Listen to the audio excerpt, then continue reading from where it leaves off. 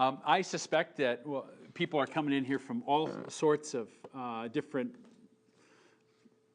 events in their lives. Some people are coming in here this morning from what I would think to be probably a pretty enjoyable morning of Lamar's Donuts, from what I hear, John. In fact, I wondered. You went to Lamar's this morning, right? Yeah. I was thinking this might be a good time to share with you a verse from Galatians chapter 6. It goes like this, chapter 6, verse 6. One who is taught the word must share all good things with the one who teaches. Next week. So yeah, who knows? Good things happen in Lamar's Donuts, some coffee. I suspect some people are coming in this morning with like heaviness in their hearts. Like life is, the reality of the suffering world, the curse that's on the world is weighing on some people's lives. They're feeling it. They're feeling it because of their circumstances. They're feeling it in their bodies. They're feeling it in their minds. They're feeling it in their spirits. They're feeling it in their relationships. They're feeling it in their marriages. And in those times, it's sometimes easy to begin thinking like what is the purpose of this? And I think it's helpful to realize that all of life is undergirded and overseen by a God who has a mission, a God who is definitively moving toward something, and that nothing is wasted. His mission will be accomplished. His purposes are certain. And regardless of whether you had a wonderful morning and you're coming in here with your heart full, or if you come in here with a heart that needs to be filled up, the reality is that God is most certainly going to accomplish His purposes in our lives, and that if you're a believer, I want you to know that His purposes for us are good. And if you're not a believer, then you could join into these purposes. And all things could work together for your good as well. And so what I want to talk about this morning is related to this fact that God has a mission. He will definitively accomplish it, and we get to be a part of it. And I want to look at that from this passage where Jesus refers to Himself as the Good Shepherd. Because in this passage, we're going to see the invincible purposes of God, the invincible purposes of Jesus with regards to His sheep. And so let me give you a little bit of background just to kind of fill you in. If you haven't been with us recently, you wouldn't maybe be familiar with the context. What's happening in this Good Shepherd passage? In the previous chapter of John's Gospel, chapter 9, Jesus healed a man who was born blind. And He did it on the Sabbath. And the way He did it was He spit into some dirt, and He kneaded the dirt and the spit together into clay, and then He took the clay and He anointed a man's eyes, the blind man's eyes, and He sent him to a pool to wash, and the man came back seeing. And the Pharisees, the religious leaders of the day, were very unhappy about this healing, because in doing this, in performing this healing, Jesus violated two traditions, man-made traditions. Things that the religious leaders in their oral tradition said are not allowed to be done on the Sabbath. One, you're not allowed to knead anything. Bread, dough, or I guess that's the same thing. Dough, clay. And two, it was argued among the rabbis whether or not you were allowed to anoint somebody's eyes on the Sabbath. So Jesus violates two of these traditions, and the Pharisees, therefore, are very unhappy about the fact that He performed this healing. Completely oblivious, it would seem, to the goodness of the fact that a man just healed another man who had been blind all of his life. So the Pharisees try to get to this blind man, and they put pressure on him. They put pressure on his parents. They want him to deny Jesus, and he won't do it. And they even threaten, well, we're gonna throw people out of the synagogue, the religious gathering place, if you won't deny Jesus. If you admit that Jesus is the Christ, if you say that Jesus is the Christ, we're going to throw you out of the synagogue. And that's what they did with the man.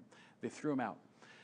Then in chapter 10, Jesus talks to the Pharisees, and He gives them a little illustration of what just happened in chapter 9. And the illustration is the illustration of a shepherd and some sheep and some thieves and robbers.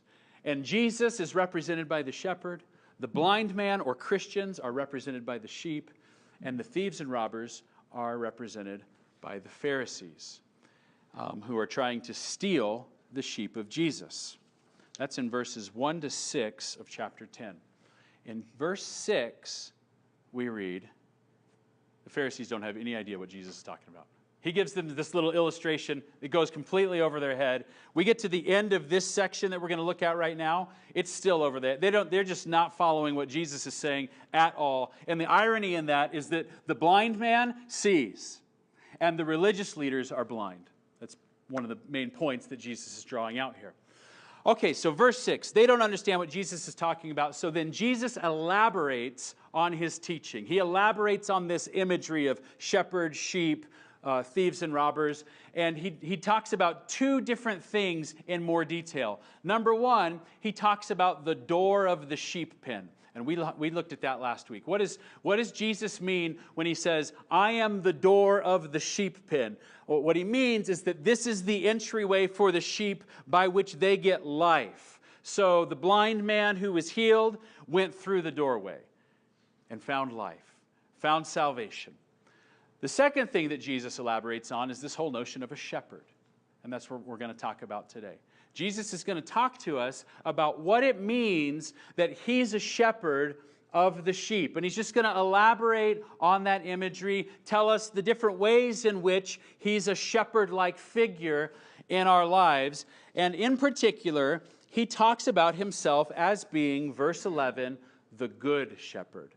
I am the good shepherd, and that's where we're going to park today. I am the good shepherd. What's he mean by this? We're going to be looking at verses 11 to 18, and we're going to just try to unpack what it means when he says that he's good. I wonder what comes to your mind when you hear the words, Jesus is a good shepherd, or the good shepherd. Does that mean he's like the not bad shepherd? Like the opposite of bad, like I'm not the evil shepherd, I'm the good shepherd. Is that what he means by that? I'm not the wicked shepherd, I'm the moral shepherd. Is that what he means when he says I'm the good shepherd? Does he mean I am the faithful shepherd?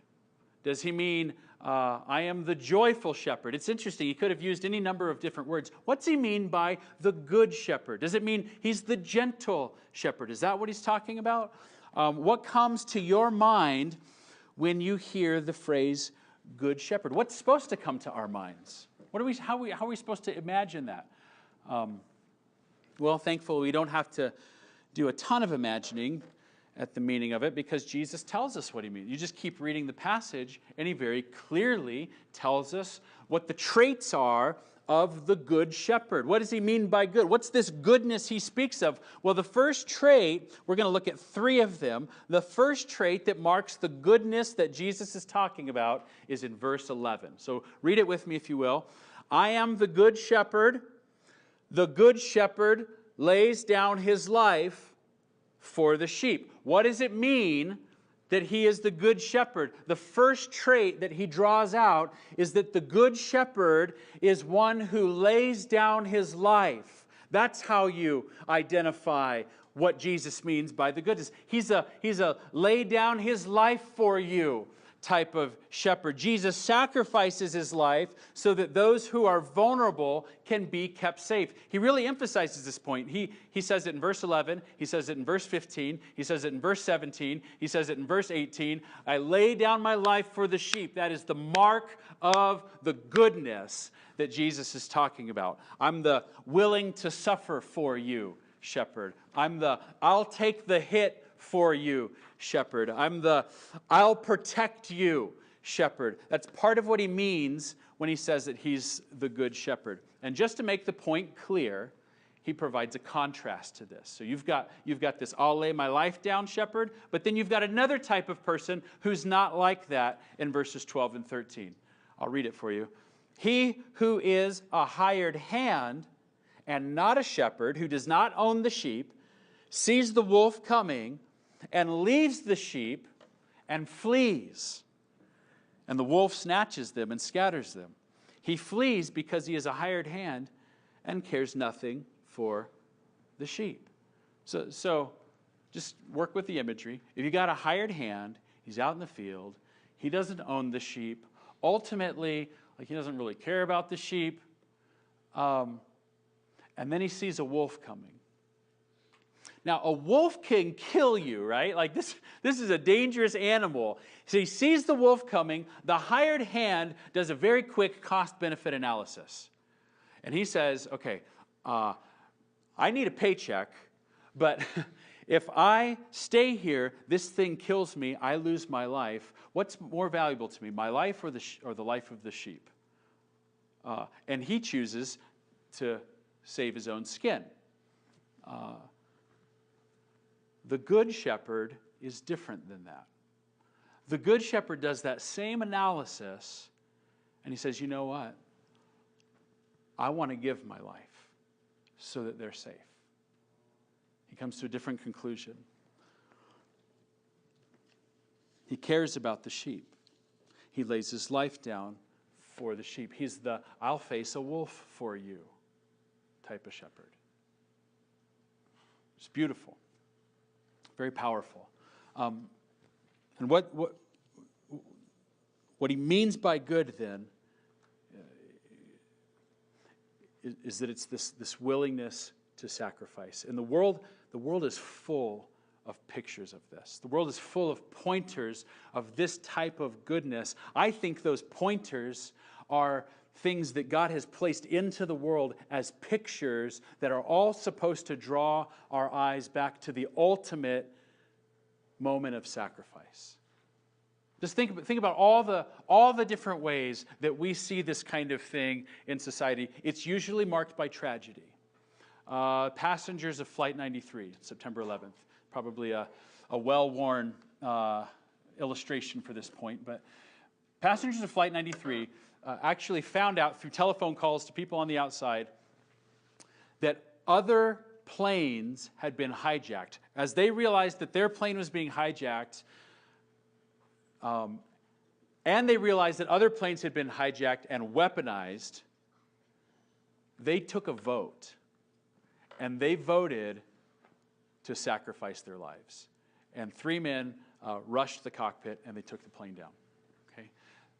That's a picture, that's a pointer of the kind of goodness that marks the Good Shepherd. It is supposed to draw our eyes back. That's a little taste of the kind of thing that Jesus did on the cross. Firemen, law enforcement, military, soldiers, all the same type of goodness of people laying their lives down. Moms, you could say dads too, but I want to just honor the moms for a moment. Moms sacrificing inestimable personal freedoms. Their bodies, their sleep, even their careers, for the sake of the life and the health and the nurture of their children. That's good. That's the kind of good that ought to point us back to the Good Shepherd.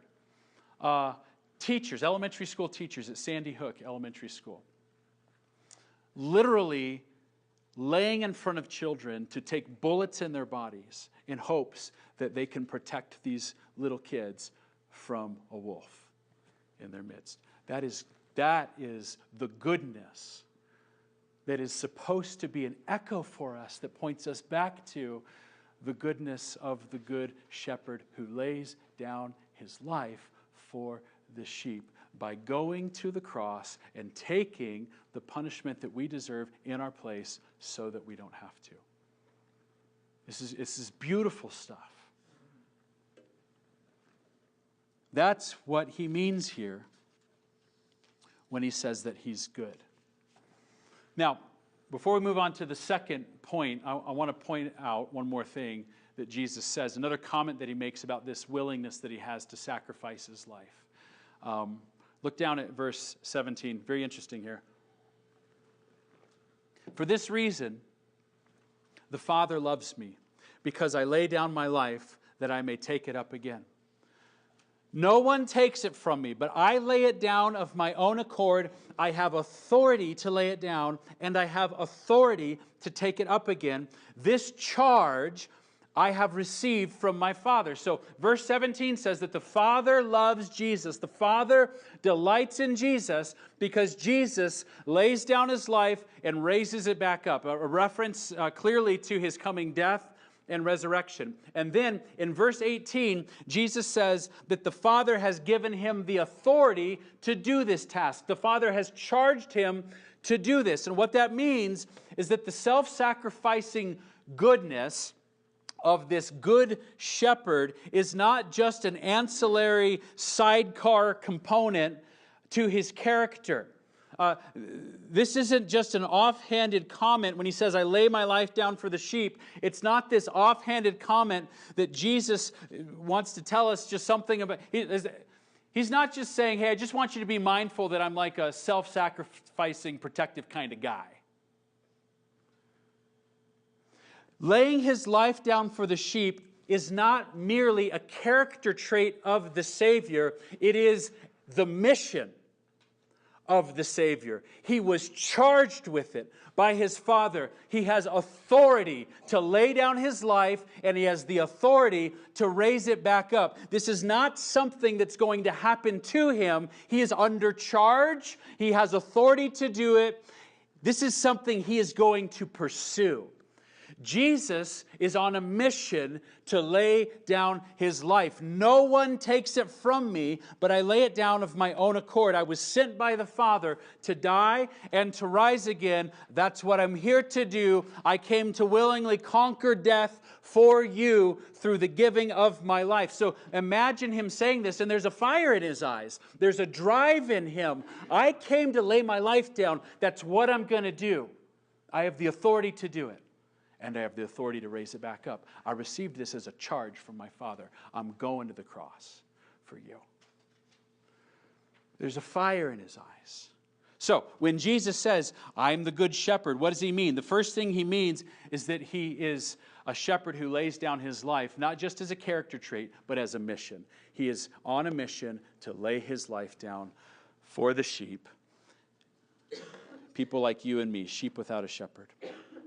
All right, that's the first thing. The second character trait that we see in this phrase, good shepherd, is illuminated in verses 14 and 15. It reads like this: I am the good shepherd. I know my own, and my own know me, just as the Father knows me, and I know the Father.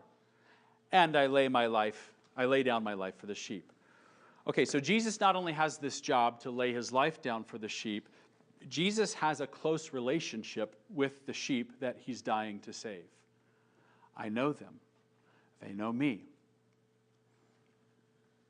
The sacrifice of Jesus in our place, it's not merely this legal transaction that takes place between two total strangers who don't know one another in any sense. When we bought our first home, I thought this was totally weird. There was no contact between the parties involved. We're transferring hundreds of thousands of dollars. We're handing over property. We're taking oaths. We're like, throw me in jail if I don't pay this back. And I never even heard the voice of the seller or the bank that was loaning me the money. Right? We didn't know each other. That transaction was between two parties who didn't know one. It was just a legal transaction. Not so with the shepherd and the sheep. I know my own, verse 14, and my own know me. It's not simply a formal legal fact. It's not a reference to our mere intellectual awareness of one another. Jesus is talking about some sort of experience that he brings about between himself and his sheep. We are sheep who know him, and he knows us in the sense that we have this experiential companionship with one another. We're close and we're familiar with one another. There's a world of difference between saying, I know some things about the President of the United States, and saying, I know the President of the United States. Right? There's a big difference between those two. We Christians don't just know some things about Jesus. He knows us, and we know him. He has called us by name, and now we know Jesus. And he has always known us. He's always known his sheep. He foreknew his sheep. It's a relational closeness that's not unlike the relational closeness that Jesus has with his Father. He says in verses 14 and 15, I know my own, and my own know me, just as the Father knows me, and I know the Father. That just as little conjunction there. Okay, we know each other just like, Jesus says, me and my Father know each other, which is incredible intimacy. We've begun to have a closeness and a familiarity with Jesus that resembles the closeness and familiarity that Jesus has relationally with his own Father. And the point that I want to make here is that the mission to lay down his life for the sheep was not some broad shot in the dark for Jesus. As though Jesus has just no awareness of whom it is that he's dying for, and he's just hoping that somewhere out there, someday, somebody will just believe in him, and he'll have a flock someday. That's not how it worked for Jesus. Jesus knows his sheep. Jesus lays his life down for his sheep. It might feel that way to us because we don't have a God's eye view of the world. We don't know who's going to follow Jesus. We don't know who's going to reject Jesus. We don't know who's going to be part of the flock of Jesus. Of all the people out there in Fort Collins who don't know Jesus, we don't know which ones will come, and we don't know which ones will reject him. That's not for us to know. God has kept those secrets hidden from us. What we know is that because of the cross, because of the resurrection, we are commanded to preach the gospel to the nations and to make an appeal to every ear that is willing to listen. Whoever will may come. Whoever wants him, whatever believing sinner wants Jesus Christ, may have him. The cross of Jesus is for whoever wants what he has to offer, namely himself and salvation and eternal life and a kingdom and all the benefits of being with, for whomever will. That's what we proclaim with all our hearts, and we'll preach it till our breath runs dry. And some will come, and many won't. And it's not for us to guess of all the people out there who's who. Who's going to come, who's not going to come. Don't even try. Don't even pretend. Jesus knows his sheep. Maybe we don't know, but Jesus knows. So it feels to us, though, like Jesus couldn't have known, because that's our experience. It's just simply not true. It's simply not true. God has never been in the dark about this. Jesus was never in the dark about this. Our inability to know doesn't imply that Jesus died and he just had some vague awareness that someday he's going to have a flock of who knows who. He knows exactly who belongs to him. He knows exactly who belongs to him. He knows his sheep, and at some point his sheep will most definitely know him. In verse 3, drop your eyes back to verse 3. Look at this. To him the gatekeeper opens. The sheep hear his voice. He calls his own sheep by name and leads them out.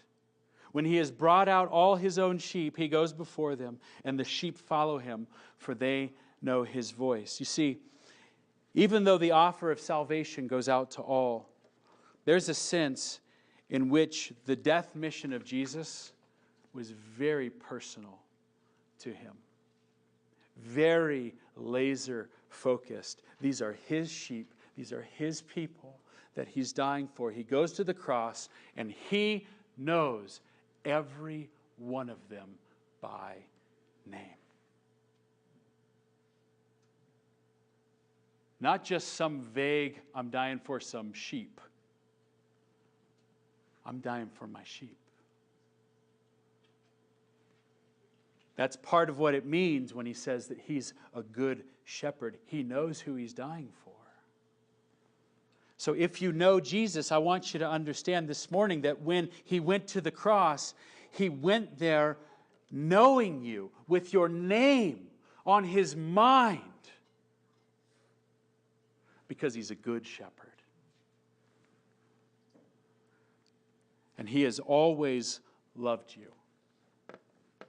Ephesians 5:25. Christ loved the church, and he gave himself up for her. He's a family man.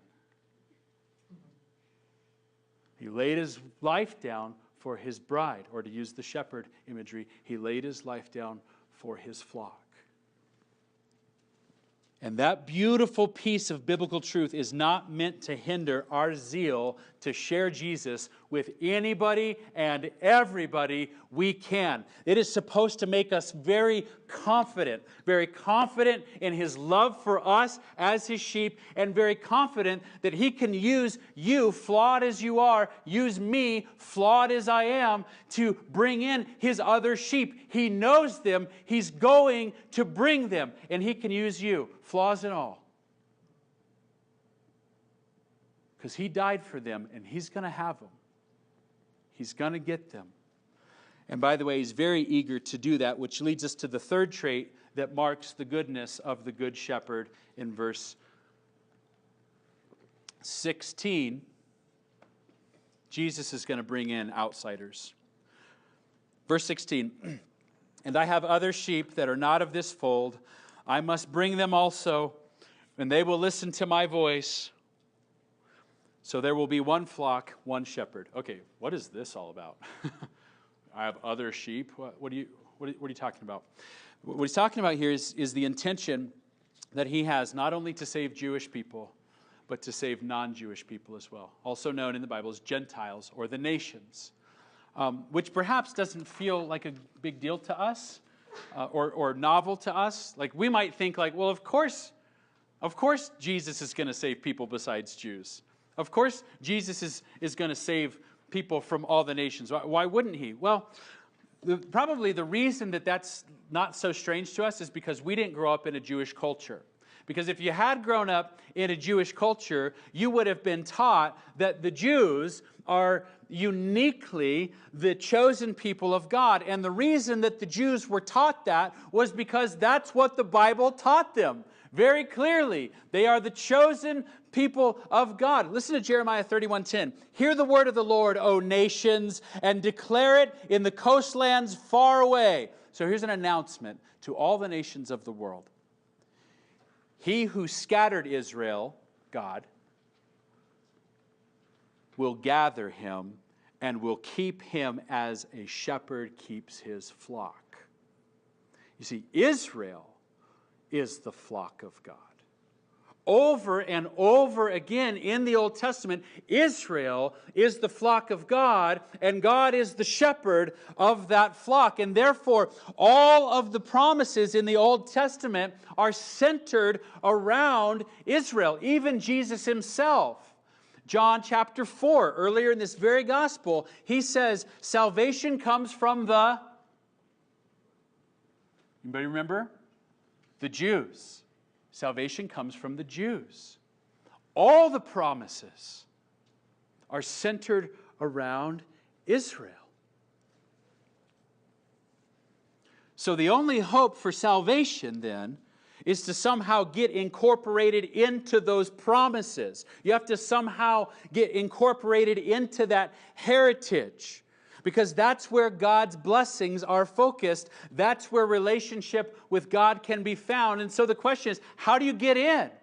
How do you become an heir?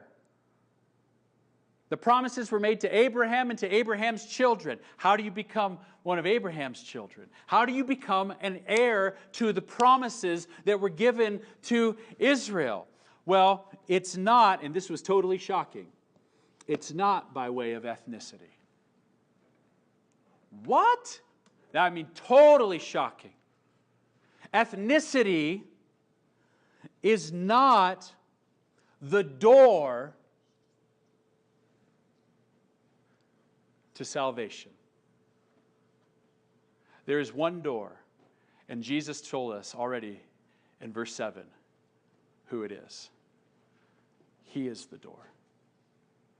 So even ethnic Jews don't have any of their inheritance unless they go through the door of Jesus.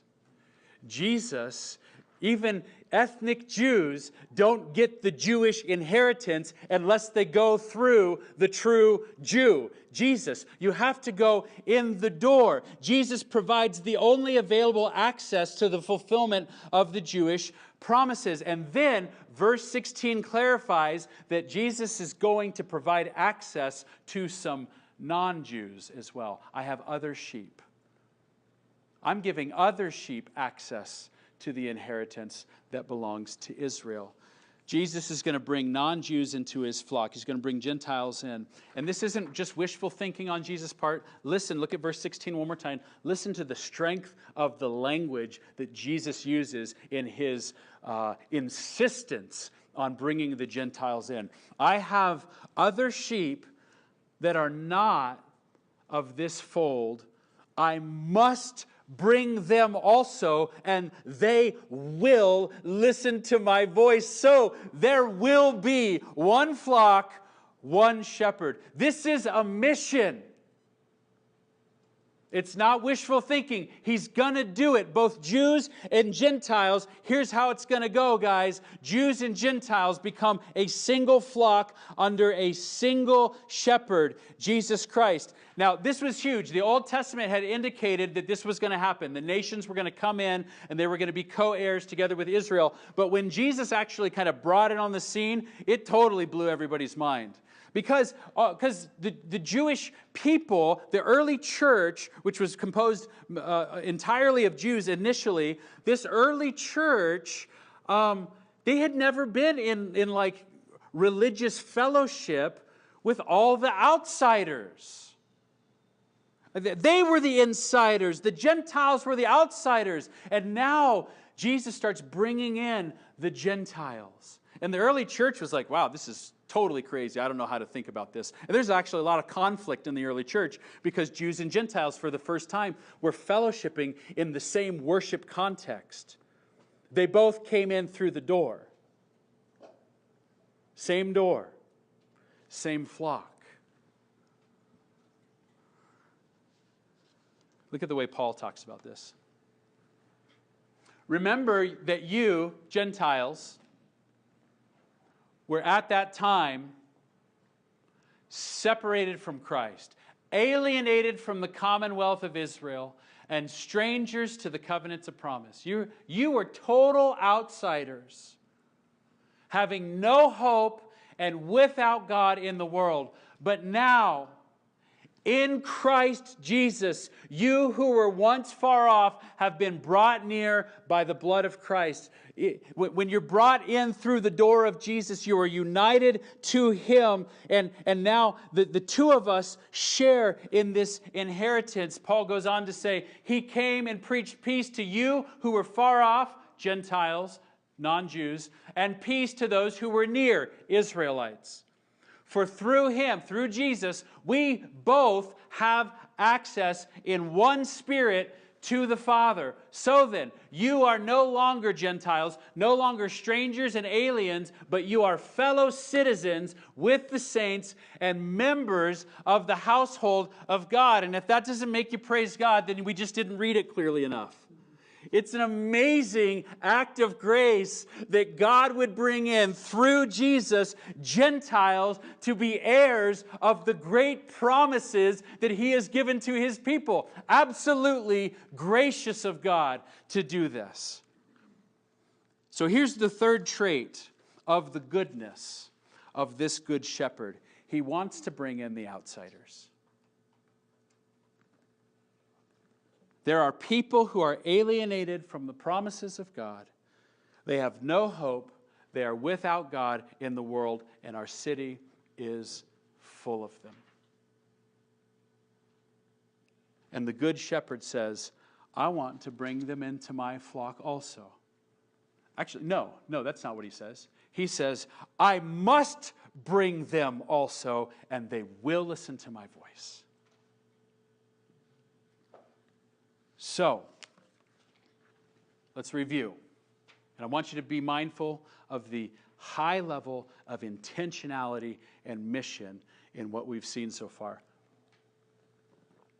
Number one, we've seen that the Good Shepherd lays down his life for the sheep, and it's not merely a character trait, it's a mission. That's what he came to do. There's a high level of intentionality behind it. Secondly, we've seen that that mission is very personal to Jesus. He has a very special, laser-focused interest in sacrificing not merely for sheep in general, though there's a sense in which that's true, but there's another sense in which his death, very clearly in this passage, is being portrayed as being aimed to provide for and to protect his sheep in particular. There's a lot of intentionality behind that sacrifice. And number three, we've seen that his mission to lay his life down for his sheep includes his intention of saving both Jews and other sheep. Jesus brings in both the so-called insiders and he brings in the outsiders. He is driven to provide rescue and inclusion for those who have no hope and those who have no relationship with God. Very intentional in what he is aiming to do. There is strategy, there is purpose, there is zeal, there is mission, there's fire in his eyes, he's got tactics, he has authority, he has power, and therefore there is a great amount of certainty in what Jesus is going to accomplish. And I think the principle that I want to draw to our attention as we consider the Good Shepherd and kind of bring this to a close is this. This is the principle, the invincibility of his purposes regarding the salvation of his sheep. The invincibility of the purposes of Jesus to provide salvation to his sheep. The Good Shepherd, he is totally unstoppable in what he is pursuing here. He knows exactly what he's gunning for, and he knows exactly what it takes, and he'll do whatever it takes to make sure that it happens, even if it means he has to lay down his life. And that's what he does. He lays his life down in authority. He raises his life back up in authority. This is what I came to do. I'm conquering death. I'm going to make it happen. He knows those whom he has purchased. He's bringing them in, and there are more that he is going to bring in. They must come in, and they will listen. And so I say, hey, this is rocket fuel for our mission. This stuff ought to explode us into some sense of like, man, let's get after this. We have this passion to be disciples who have a life-transforming affection for Jesus. And we want to see more disciples with that passion for Jesus. We want to see those disciples come forth from the harvest field of Fort Collins, from the harvest field of CSU, from the harvest field of our industries and our local businesses and our schools and our neighborhoods and our associations. This is fuel, because it is a reminder to us that Jesus is invincible in his salvation purposes for the people of this city. He knows exactly what he's gunning for. He knows exactly who he's gunning for, and he'll do whatever it takes to make sure that it happens. Jesus will not fail, and he called us to be a part of it. And he's with us as we pursue it. Actually, here's the better way to say it. He's brought us in with him as he does it. He's going to do it. And he invited us to take part. He has a mission. And we could be a part of that. And I think that if we set our eyes on Him and we consider His zeal to lay down His life for us, we consider His willingness to set aside His privileges for the sake of lost sheep, if we think about that and set our minds on it, I think it will flavor our love with self-sacrifice for the sake of the lost in this city. I think that if we consider the zeal of the Good Shepherd to rescue those in our city for whom He died, I think it will flavor our zeal for them to be saved. I think that if we consider the zeal of Jesus for those who still live on the outside, the outsiders, if we think about His zeal for them, I think it will flavor our zeal to know those who are on the outside and to invite them in through the gospel. Be reconciled to God. Be a part of the household of God. Be a part of the inheritance. All the pleasures of the kingdom could be yours through Christ. If we consider the certainty and the invincibility of the purposes of Jesus, I think it's going to fill our hearts with courage, knowing that we are His chosen laborers sent in the power of the Spirit with the only message that gives salvation. Nobody else carries this. If we don't tell them, nobody will, because it has been entrusted to the church. This gospel of this Savior. There is one door. There is one way. And we're the only ones who know about it. And Jesus has a zeal to let the world know. So let's think about that. The fields are ripe for harvest.